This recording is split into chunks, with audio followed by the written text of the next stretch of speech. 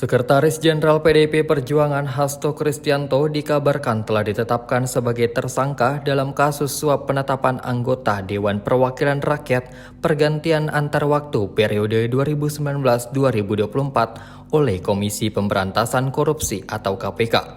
Hasto ditetapkan sebagai tersangka berdasarkan surat perintah penyidikan atau sprindik tertanggal 23 Desember 2024. Ekspos atau gelar perkara terhadap Hasto dilakukan pimpinan KPK pada Jumat 20 Desember 2024 pekan lalu.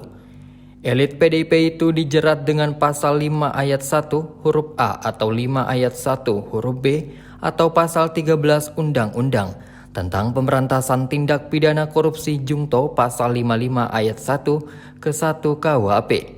Sprindik itu menyebutkan Hasto diduga bersama-sama dengan Harun Masiku memberikan suap kepada anggota KPU periode 2017-2022 Wahyu Setiawan bersama-sama dengan Agus Tiani Tio terkait dengan penetapan anggota DPR periode 2019-2024. Sebelum ditetapkan, Hasto sudah menjalani pemeriksaan sebagai saksi pada Juni 2024.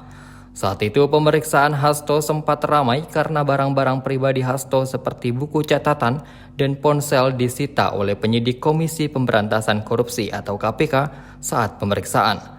Sebelumnya, staf Hasto bernama Kusnadi juga telah dicegah ke luar negeri.